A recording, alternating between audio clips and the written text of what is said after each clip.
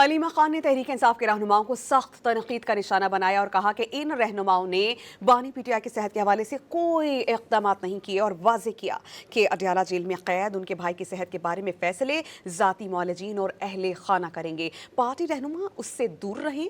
बानी की सेहत का मामला उनका मैंडेट ही नहीं। वो इस्लामाबाद हाई कोर्ट के बाहर मीडिया से बातचीत कर रही थीं।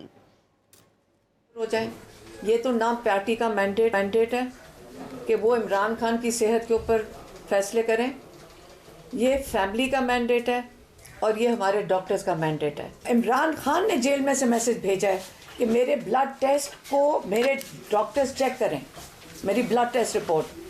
तो अब हम पार्टी से पूछते हैं आपने इसके बारे में क्या किया, हम कहाँ जाएं अब, जब हम एक डिमांड कर रहे थे आप लोगों ने जेल में भेज दिया।